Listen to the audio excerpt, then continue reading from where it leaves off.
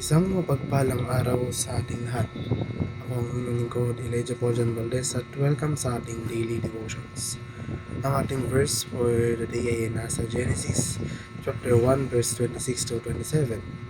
Sinasabi dito na pagkatapos sinabi ng Diyos, ngayon, likhain natin ang tao ayon sa ating larawan, ayon sa ating wangis. Sila ang namamahala sa mga isda, sa mga ibon sa himpapawid, at sa lahat ng hayop, maging maamo o mailap, malaki o maliit. Nilalanggan ng Diyos ang tao ayon sa kanyang larawan. Sila kanyang nilalang na isang lalaki at isang babae. Ang asersyon na ang lahat ng tao ay pantay sa halaga at dignidad ay isang pundasyong prinsipyo ng mga karapatang pantao na nakasaad sa mga dokumento tulad ng Universal Declaration of Human Rights.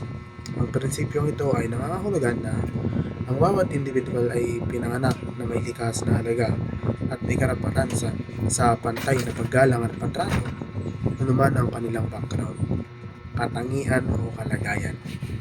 Ang pagtingin sa mga tao ay kapareho ng pagtingin sa Diyos ay isang relihiyong konsepto, lalo na sa loob ng Kristyanismo, kung saan ito ay nakikita bilang isang paglabag sa golden rule at isang salamin ng pagmamataas.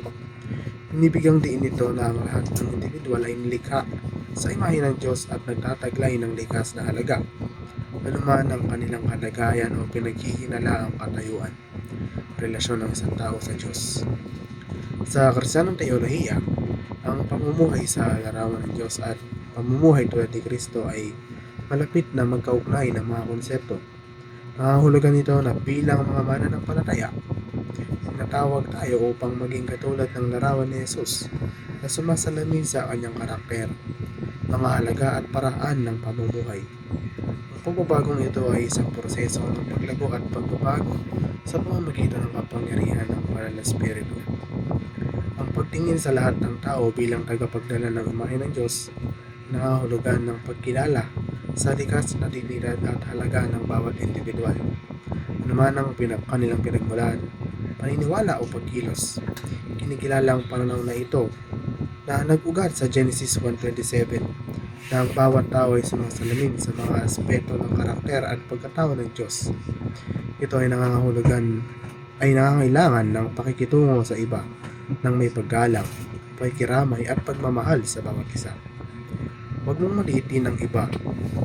Ito ay isang malakas na paalala na tratuhin ng lahat ng mga ipaggalang at dignidad, anuman ang kanilang kalagayan o hitsura. Minumungkahi nito na ang lahat ng individual ay pantay-pantay at dapat tratuhin ng may kabaitan at konsiderasyon.